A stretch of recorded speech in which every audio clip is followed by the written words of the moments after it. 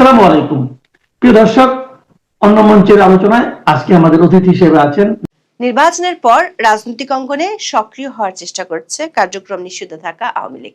নির্বাচনের পরদিন থেকে আওয়ামী লীগের কেন্দ্রীয় কার্যালয় সহ সারা দেশের ২৬টি জেলা ও উপজেলায় দলীয় কার্যালয় খুলে দোয়া মোনাজাত, জাতীয় পতাকা উত্তোলন, ব্যানার টানানো ও স্লোগান দিয়েছে দলটির নেতাকর্মীরা। আওয়ামী লীগের এমন তৎপরতা দেখে জামাত ইসলামী চুপ থাকলেও এনসিপি বলছে বিএনপির গ্রিন সিগন্যাল থাকায় মাঠে নামছে আওয়ামী লীগ। প্রশ্ন হলো, সরকারি দল বিএনপি কি ভাবছে? কিছু জায়গায় আওয়ামী লীগের তৎপরতা স্থানীয় ছাত্রদল ও বৈষম্য বিরোধীদের বাধার মুখে পড়লেও কেন্দ্রীয় পর্যায়ে বিএনপির শীর্ষ নেতৃত্বকে এ বিষয়ে প্রকাশ্যে কঠোর অবস্থান নিতে দেখা যায়নি। আবার আওয়ামী লীগের দুজন সাবেক এমপি সহ বেশ কয়েকজন নেতা জামিনে মুক্তি পেয়েছেন। বিএনপির একাধিক সূত্র বলছে, নির্বাচনের আগে থেকে আওয়ামী লীগের ভোট ব্যাংক নিজেদের দিকে আনার জন্য মাঠ পর্যায়ে অনানুষ্ঠানিক সহনশীলতার একটি পরিবেশ তৈরি হয়েছে। এখন সামনে স্থানীয় সরকার নির্বাচনের আগে বিএনপিকে আওয়ামী লীগের ব্যাপারে একটি সিদ্ধান্ত দ্রুতই নিতে হবে, সে ইঙ্গিত দিয়ে রেখেছেন বিএনপির মহাসচিব মির্জা ফখরুল ইসলাম আলমগীর। আবার জামাত ইসলামের একটি অংশ মনে করে, স্থানীয় সরকার নির্বাচনের আগে সরাসরি আওয়ামী লীগের বিরুদ্ধে না গিয়ে কৌশলগত অবস্থান নিতে চায়। প্রশ্ন হলো, নির্বাহী আদেশে অধ্যাপক ইউনূসের অন্তর্বর্তী সরকার যে আওয়ামী লীগের কার্যক্রমের উপর নিষেধাজ্ঞা দিয়ে গেছে, সেটি কোন প্রক্রিয়ায় তুলে নেবে সরকার? সরকার একটি সূত্র বলছে, এক্ষেত্রে তিনটি বিকল্পের কথা ভাবছে সরকার। তিনটির মধ্যে দ্বিতীয় বিকল্পের পথে হাঁটলে মার্চের শেষ দিকে স্বয়ংক্রিয়ভাবে আওয়ামী লীগের নিষেধাজ্ঞা অকার্যকর হয়ে যেতে পারে। এই বিকল্পগুলো নিয়ে পরীক্ষা নিরীক্ষা করবে আইন মন্ত্রণালয়। আবার মার্চ পর্যায়ে আওয়ামী লীগের অবস্থান ও দলটি নিষেধাজ্ঞা তুলে দিলে এর প্রভাব কি হতে পারে তা নিয়ে রিপোর্ট তৈরি করতে কাজ করছে দুটি গোয়েন্দা সংস্থা। বিস্তারিত জানতে চলুন যাওয়া যাক বিশ্লেষণে।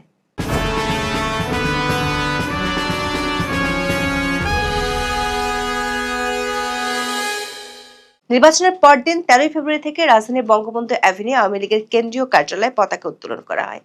এরপর পটুয়াখালীর দশমিনা, বরগুনার বেতাগী, ঠাকুরগাঁয়ের পীরগঞ্জ, নারায়ণগঞ্জ, শরীয়তপুর, বগুড়া, পঞ্চগড়, হবিগঞ্জ, খুলনা, রাজবাড়ী, ফরিদপুর, চট্টগ্রাম, কুড়িগ্রাম, পাবনা, চাঁপাইনবাবগঞ্জ, নোয়াখালী, সিলেট এবং দিনাজপুরের পার্বতীপুর সহ সারা দেশের বিভিন্ন জেলা ও উপজেলায় দলীয় কার্যালয়ে নেতাকর্মীদের উপস্থিত হতে দেখা গেছে।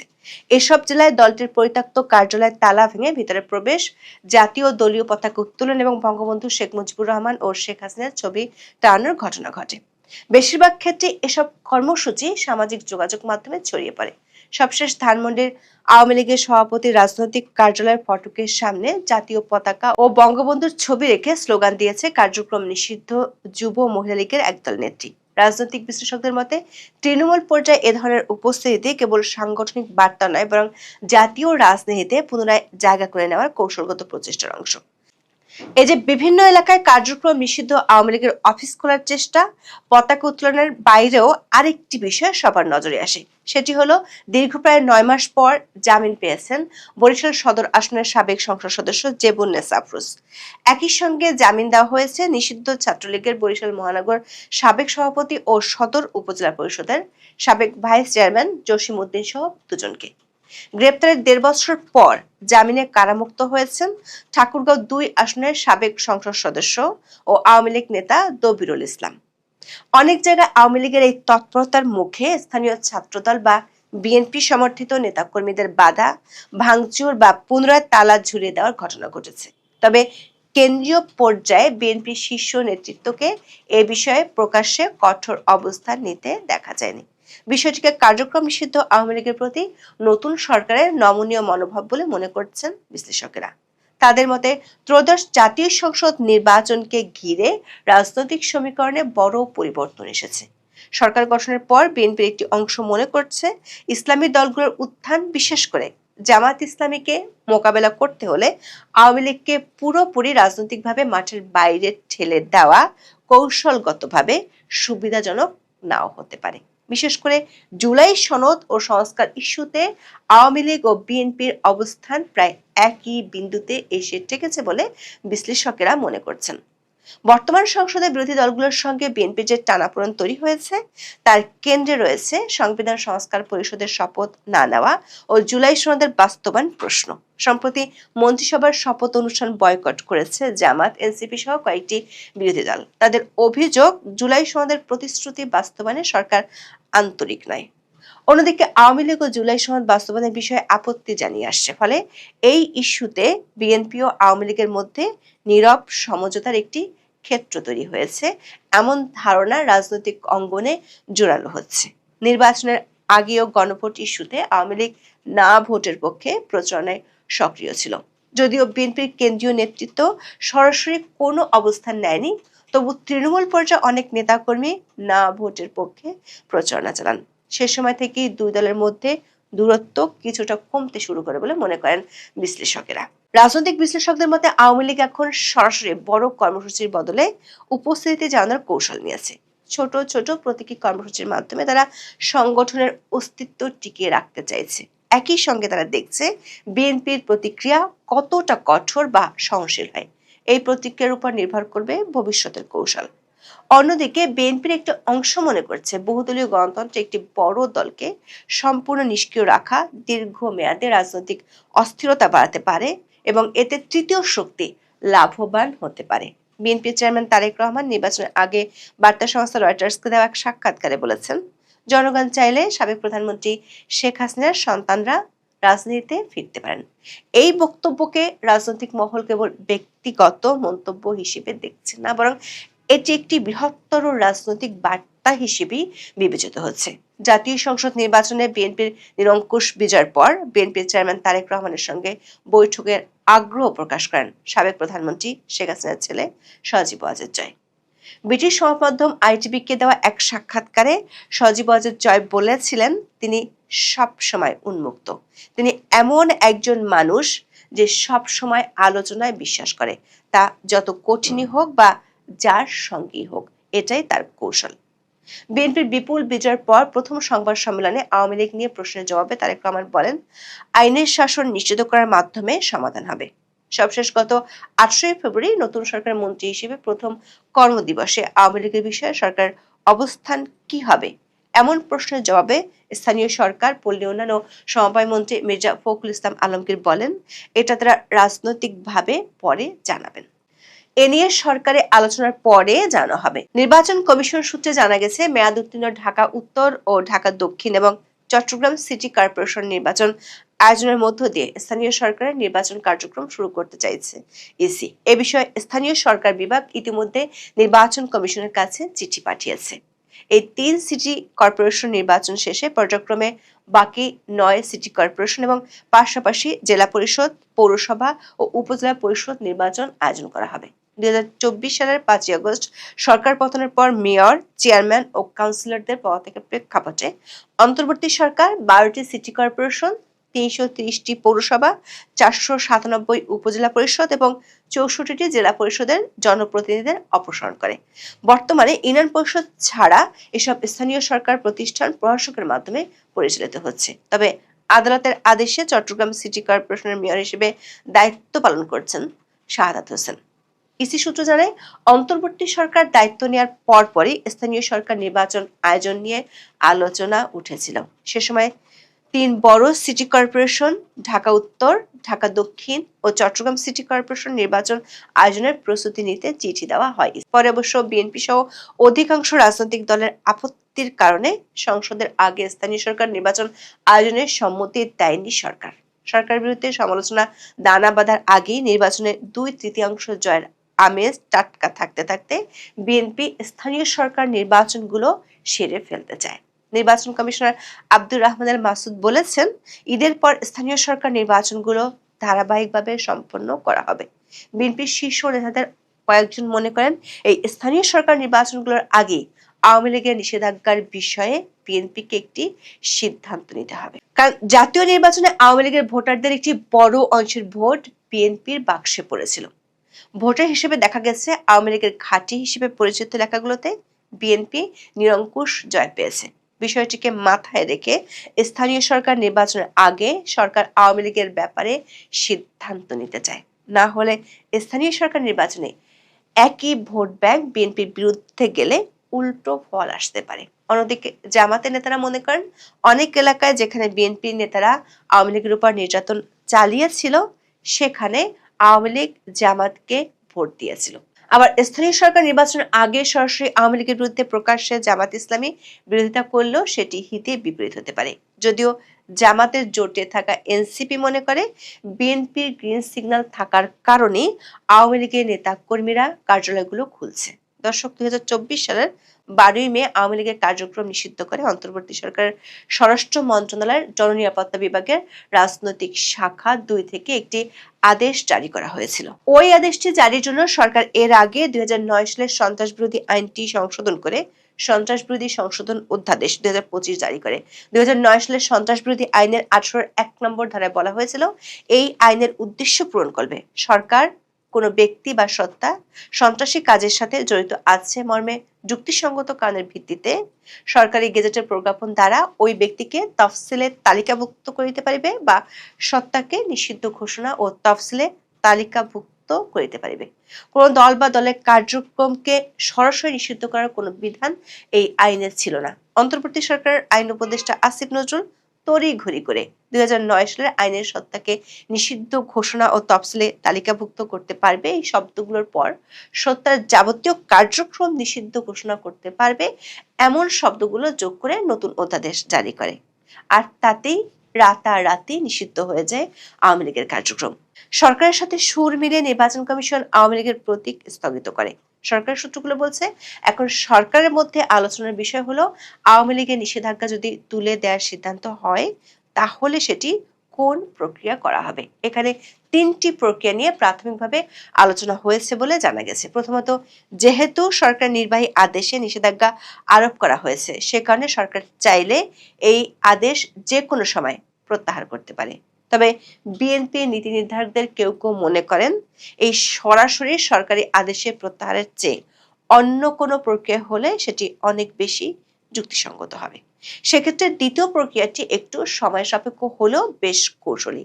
যেহেতু অধ্যাদেশ জারির মাধ্যমে আওয়ামী লীগের কার্যক্রম নিষিদ্ধ করা হয়েছে, তাই সন্ত্রাস দমন অধ্যাদেশটি নতুন সংসদের প্রথম কার্যদিবস শুরু হলে পরবর্তী 30 দিনের মধ্যে সংসদে পাশ হতে হবে। বিএনপির শীর্ষ নেতারা মনে করেন এই পদ্ধতিটি সবচেয়ে বেশি কার্যকরী হতে পারে। অধ্যাপক ইউনূসের সরকার ক্ষমতায় ছিল 559 দিন। এই কয়দিনে মোট 132টি অধ্যাদেশ জারি করেছে তারা।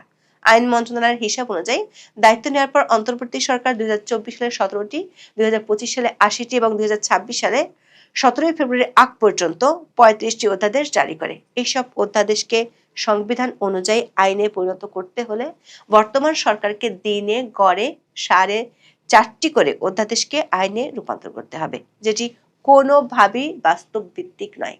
সংবিধানের 93 অনুচ্ছেদে বলা আছে, অধ্যাদেশ জারি হওয়ার পর সংসদের প্রথম বৈঠকে এসব অধ্যাদেশ উপস্থাপন করতে হবে। রাষ্ট্রপতির জারি করা এসব অধ্যাদেশ জাতীয় সংসদের প্রথম অধিবেশন বসার 30 দিনের মধ্যে আইনে রূপান্তর করতে হবে, না হলে অধ্যাদেশগুলো স্বয়ংক্রিয়ভাবে বাতিল হয়ে যাবে। এমনিতে অন্তর্বর্তী সরকারের সংস্কার প্রক্রিয়া সহ সব কাজের সঙ্গে বিএনপি পূর্ণ একমত ছিল না, ফলে সব অধ্যাদেশ আইনে রূপান্তর হবে কি না এ প্রশ্ন দেখা দিয়েছে। বিএনপি নীতি নির্ধারকদের একটি অংশের মত হলো সন্ত্রাস দমন আইনের মতো কালো আইনটি সংশোধনী এনে অধ্যাদেশ জারি করেছিল অন্তর্বর্তী সরকার। বিএনপি এমন কালো অধ্যাদেশকে পাশ করে বিতর্কের জন্ম দিতে চায় না। জাতীয় সংসদ সচিবালয়ের সূত্রে জানা গেছে 26শে ফেব্রুয়ারি ত্রয়োদশ সংসদের প্রথম অধিবেশন শুরু হতে পারে। সেদিন শুরু হলে আগামী 28শে মার্চের মধ্যে অধ্যাদেশগুলোকে আইনে রূপান্তর করতে হবে। এর মধ্যে যেগুলো আইনে পরিণত হবে না সেগুলো স্বয়ংক্রিয়ভাবে বাতিল বা অকার্যকর হয়ে যাবে। ফলে সন্ত্রাস দমন অধ্যাদেশটি যদি স্বয়ংক্রিয়ভাবে বাতিল হয়ে যায় তখন এমনিতে আওয়ামী লীগের উপর নিষেধাজ্ঞাটি অকার্যকর হয়ে যাবে। তাছাড়া কোনো অধ্যাদেশকে আইনে রূপান্তরের প্রয়োজন হলে তার খসড়া মন্ত্রিসভায় ওঠাতে হবে, কিন্তু অন্তর্বর্তী সরকার হরে দরে এত অধ্যাদেশ করেছে যেগুলো 1 মাসের মধ্যে ভেটিং করা প্রায় দুঃসাধ্য। সংশ্লিষ্টরা বলছেন, আওয়ামী লীগের উপর নিষেধাজ্ঞা তোলার ক্ষেত্রে তৃতীয় প্রক্রিয়াটি হলো উচ্চ আদালতের রায়। যদি কেউ অন্তর্বর্তী সরকার আদেশকে চ্যালেঞ্জ করে রিট করে সেক্ষেত্রে আদালতের রায়ের প্রেক্ষিতে সিদ্ধান্ত নেওয়া হতে পারে। তবে এক্ষেত্রে আদালত যদি সিদ্ধান্তটি সরকারের উপর ছেড়ে দেয়, তাহলে সরকারের জন্য আবারও বিষয়টি নতুন করে জটিলতা তৈরি করতে পারে। এদিকে আওয়ামী লীগের মাঠে অবস্থান এবং দলটি নিষেধাজ্ঞা তুলে নিলে কেমন প্রভাব হতে পারে তা জানাতে সরকার উচ্চ পর্যায় থেকে দুটি গোয়েন্দা সংস্থাকে রিপোর্ট দিতে বলা হয়েছে। বিশ্লেষকদের মতে প্রকাশ্য সমঝোতা না থাকলেও আওয়ামী লীগ ও বিএনপির মধ্যে একটি নীরব সমীকরণের আভাস মিলছে।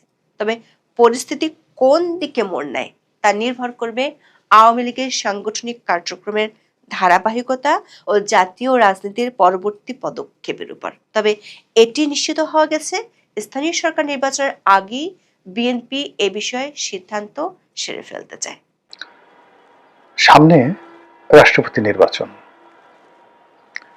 অথবা রাষ্ট্রপতি অপসারণ।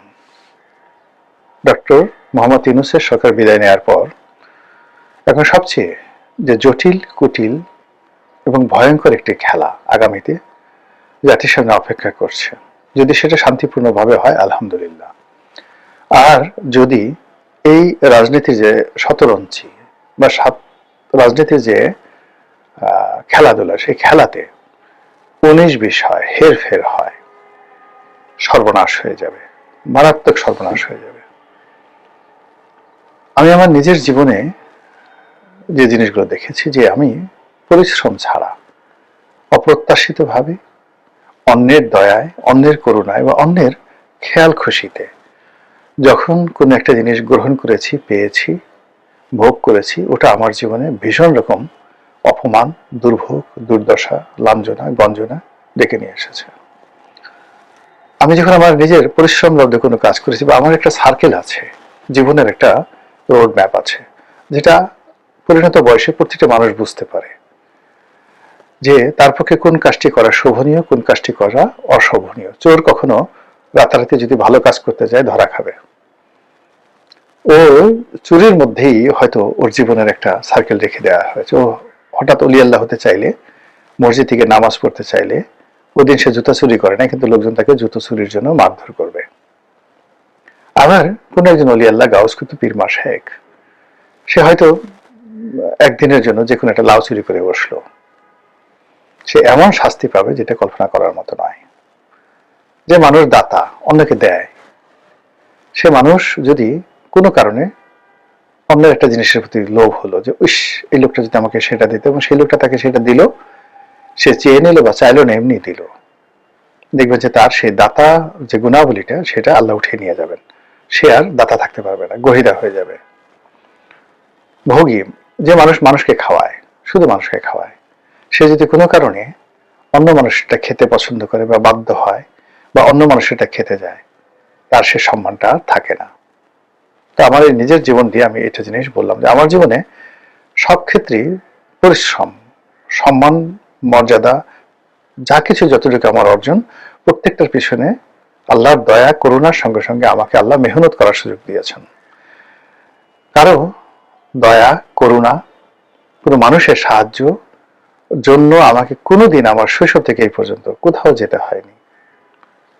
আমাকে আল্লাহ সবকিছু এমনি এমনি দিয়েছেন, পরিশ্রম এবং তার দয়া। কিন্তু মানুষের দয়া, করুণার জন্য যেতে হয়নি। কখনো কখনো যে চেষ্টা করিনি তা নয়, চেষ্টা করেছি, খুব খারাপ ফলাফল এসেছে। তো এরকম যেটা বলছিলাম, যে এখন যারা রাজনীতিতে কতগুলো নর্মাল সার্কেল আছে, সেই সার্কেলের বিনিময়ে যদি সেই সীমার মধ্যে থেকে মানুষ কাজকর্ম করে, তখন তার বরকত থাকে। শেখ হাসিনার বরকত ছিল, বঙ্গবন্ধুর বরকত ছিল, যতদিন পর্যন্ত তারা নিজেদের মেহনতের ফসল ভোগ করেছেন। কিন্তু যেই মুহূর্তে নিজেদের মেহনতের বাইরে গিয়ে তারা আমলাদের, কামলাদের, বিভিন্ন মানুষের কুবুদ্ধি, অন্যকে ঠকানোর এবং অন্যকে বঞ্চিত করার যে দুর্বিসন্ধি, এই জিনিসগুলোর উপর তারা ভর করেছেন, অমনি তাদের যে প্রাপ্য সম্মান, মর্যাদা, সেটা আল্লাহ তাদের কাছ থেকে উঠিয়ে নিয়ে গেছেন। যে দেশ বঙ্গবন্ধু স্বাধীন করেছেন, মহান মুক্তিযুদ্ধে যে আওয়ামী লীগ নেতৃত্ব দিয়েছে, তাদের লোকজন আজকে দেশ ছাড়া। এর চেয়ে অপমান, এর চেয়ে কষ্ট, এর চেয়ে খোদাই গজবার হতে পারে না। যারা দেশের প্রয়োজনে, নিজের প্রয়োজনে বিদেশে থাকেন, তাদের কথা আলাদা। কিন্তু দেশ থেকে যারা পালিয়ে অপমান থেকে বাঁচার জন্য, মামলা মোকদ্দমা থেকে বাঁচার জন্য বিদেশের রাস্তায় রাস্তায় ঘুরে বেড়ান, ওই দেশের শিয়াল কুকুরের চাইতেও তাদের যে মানে করুণ দশা অনেক অনেক নিন্দনীয়। তো যেটা বলছিলাম যে এই যে একটা নির্বাচন হয়ে গেল, আমি কিচ্ছু বলবো না, আল্লাহ সাক্ষী, আর যারা এই নির্বাচনের সঙ্গে জড়িত ছিলেন তারা সাক্ষী। হতে পারেন তারা অলি আল্লাহ, হতে পারেন তারা সাধারণ মানুষ, হতে পারেন তারা অনেক ক্ষমতাধর ব্যক্তি, কিন্তু তারা বুকে হাত দিয়ে জানেন যে এই নির্বাচনটি হলো, এই নির্বাচনের আগে কোথায় কয়টি বৈঠক হয়েছে, এই নির্বাচনের ফলাফল কেমন হবে, কোনটা কি হবে তারা জানেন। তো কাজেই সেই যে একটা নির্বাচন হলো, আপাত দৃষ্টিতে সব শুনশান শান্তিপূর্ণ সবকিছু, কিন্তু পর্দার আড়ালে যা কিছু হয়েছে আপনি আমি না দেখলে তো আল্লাহ তো দেখেছেন। এই বাংলাদেশে একজন প্রধান নির্বাচন কমিশনার সিইসি নুরুল হুদা আমার খুব ঘনিষ্ঠজন ছিলেন, তার মতো ভালো মানুষ খুব অল্প আছেন। সেই নুরুল হুদা সাহেব তার নিজের ঘরের মধ্যে, উত্তরাতে বাড়ির মধ্যে জুতো পিটা খেয়েছেন, চট থাপ্পড় কিলখুশি খেয়েছেন, জুতোর মালা পরিয়ে লাথি গুঁতো দিয়ে তাকে এখন জেলখানায় ঢোকানো হয়েছে।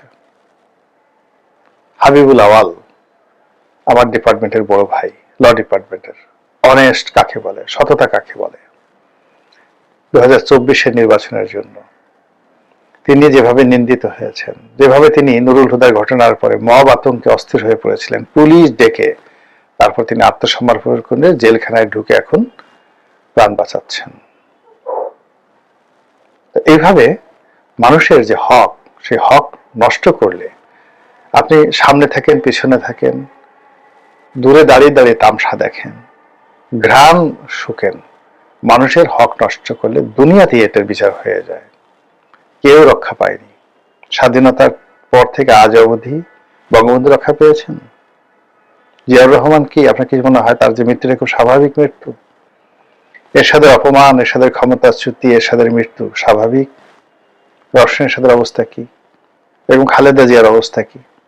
তিনি যে কষ্ট করেছেন আপনার কি মনে হয় তিনি শুধু পুণ্যময় কাজ করেছেন, ভালো কাজ করেছেন, আর শেখ হাসিনা তাকে শাস্তি দিয়েছে? আপনার কি তাই মনে হয়? এর মধ্যে কি কোনো প্রকৃতির লীলা খেলা নেই? 17 বছর তারেক রহমান সাহেব দেশের বাইরে কাটিয়ে আসলেন, তিনি যে 17 বছর অপমানজনক একটা জীবন যাপন করেছেন, কিংবা একাগারের সময় তার সঙ্গে যে আচরণ করা হয়েছে, এটা কি আল্লাহর জমিনে এমনি এমনি কোনো ঘটনা ঘটে? বলেন তো।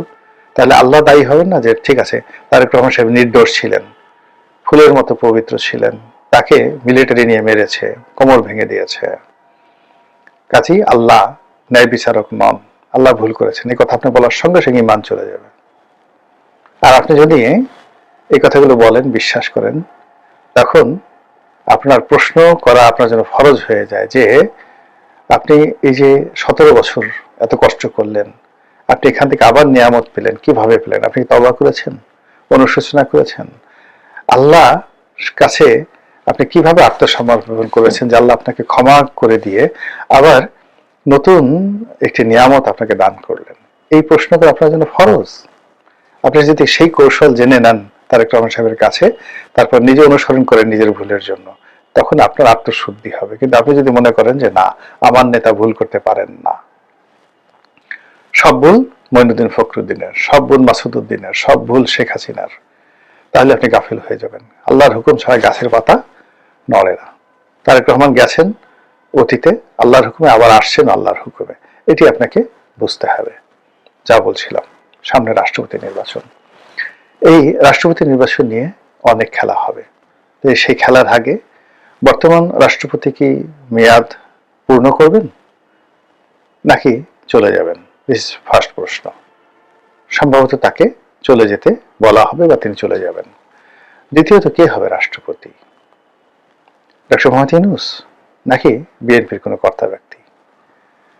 এখানে আমি শুধুমাত্র ওই একটা শব্দ স্মরণ করাই দিতে চাই, যদি ডক্টর মোহাম্মদ ইউনূসের সঙ্গে বিএনপির কোনো কমিটমেন্ট থাকে বা ছিল, এই কমিটমেন্ট বিএনপিকে রক্ষা করতে হবে। যদি বিএনপি সেটা না করে, তাহলে বিএনপির এখান থেকে পতন শুরু হবে। এই জন্য বললাম ভয়ঙ্কর খেলা। বিএনপি যদি কমিটমেন্ট না রাখে। এক, আবার ধরেন ডক্টর মোহাম্মদ ইউনূসের সঙ্গে তার কোনো কমিটমেন্ট ছিল না, তার দলের যে লোকজন রয়েছেন তাদের হক নষ্ট করে তারা যদি একটা ভাব দেখানোর জন্য ডক্টর মোহাম্মদ ইউনূসকে রাষ্ট্রপতি করেন, এটা তাদের জন্য একটা ভয়ঙ্কর খেলা হবে। 3 নম্বর হলো যে হানা ভোট, সংবিধান সংশোধন এবং জুলাই সনদ, এগুলোতে যেই বিষয়গুলোতে তারা নোট অফ ডিসেন্ট দিয়েছেন সেইগুলো ছাড়া যেগুলোতে অ্যাগ্রি করেছেন সেই অ্যাগ্রির বিষয়গুলো তাদেরকে অক্ষরে অক্ষরে পালন করতে হবে। এটা নিয়ে যদি রাজপথ উত্তপ্ত হয়, লক্ষ লক্ষ মানুষ রাস্তায় নেমে আসবে, ইনক্লুডিং আওয়ামী লীগ। এই সুযোগে সামাল দিতে পারবে না তারেক রহমান সাহেব, ফলে তাদেরকে কমিটমেন্ট রক্ষা করতে হবে। এখন সেই হানা ভোট নিয়ে, উচ্চ কক্ষ নিয়ে, সংবিধান সংশোধন নিয়ে অনেকেই উল্টো উল্টা কথাবার্তা বলছেন। এটা ঠিক হচ্ছে না, এই কথাগুলো তাদের আগে বলা উচিত ছিল। তারা আমি আগেও টকশোতে কথাগুলো বলেছে যে বিএনপি খুব ধৈর্য ধারণ করছে, তারা বলছে আগে বিয়েটা হোক না, হাঙ্গাটা হয়ে যাক, তারপর দেখা যাবে। এখন ক্ষমতা লাভ করা হয়ে গেছে, এখন তারা যদি অতীতে শেখ হাসিনার মতো তাড়াহুড়ো করে কোর্টের রায় নিয়ে তত্ত্বাবধায়ক সরকারের পদ্ধতিটা বাতিল করে দেওয়ার মতো এইবারও এই জুলাই সনদের সবকিছু তারা বাদ দিয়ে দেন, বিশ্বাস করেন, মুহূর্তের মধ্যে বারুদের মতো রাজপথ উত্তপ্ত হয়ে পড়বে। মুহূর্তের মধ্যে রাজপথ। এই যে এখন আমরা ঠাট্টা করছি, এই রাজুতে আয়, হাসনাত সার্জিসদেরকে নিয়ে আমরা ঠাট্টা করছি, এখন তাদের কথা মতো রাজুতে কেউ আসছে না। বিশ্বাস করেন, বিএনপি যদি তাদের অঙ্গীকার রক্ষা না করে আবার রাজুতে আয়, সবাই রাজুতে চলে আসবে, সবাই রাজুতে চলে আসবে। আমাদের এই দেশ পরিবর্তন হতে খুব দেরি লাগে না। আর যদি বিএনপি তাদের অঙ্গীকার রক্ষা করে অক্ষরে অক্ষরে সব পালন করেন, তাহলে প্রধানমন্ত্রীর ক্ষমতা কার্টেল হয়ে যাবে, রাষ্ট্রপতি খুবই গুরুত্বপূর্ণ ব্যক্তি হয়ে পড়বে। বিএনপির সাথে যদি ডক্টর ইউনূসকে রাষ্ট্রপতি বানানোর কমিটমেন্ট থাকে আর রাষ্ট্রপতির সেই ক্ষমতা ডক্টর মোহাম্মদ ইউনূসের হাতে থাকে, শেষ দিন পর্যন্ত তারেক রহমান বিপদ বিপত্তির মধ্যে থাকবেন। আবার যদি কমিটমেন্ট বন্ধ করে তিনি যদি তার নিজের পছন্দের মতো লোককে, তার স্ত্রীকে রাষ্ট্রপতি বানান এই জুলাই সনদের অধীনে, তাহলে ওই যে কমিটমেন্ট রক্ষা না করার কারণে ক্ষুধার গজব তার চারিদিকে ঘুরতে থাকবে। তাহলে বুঝতে পারেন যে রাষ্ট্রপতি নির্বাচন নিয়ে তারপর জুলাই সনদ পাশ করা নিয়ে কি হতে যাচ্ছে, কি হচ্ছে, আমরা যা কিছু দেখছি এটাই প্রথম এবং শেষ খেলা নয়। তারেক রহমান সাহেব জাতির উদ্দেশ্যে ভাষণ দিচ্ছেন, প্রধানমন্ত্রী হয়েছেন, প্রধানমন্ত্রী তারেক রহমান রাস্তাঘাটে চলাফেরা করছেন সাধারণের মতো। It's not the last scenario, maybe আরো অনেক কিছু অপেক্ষা করছে।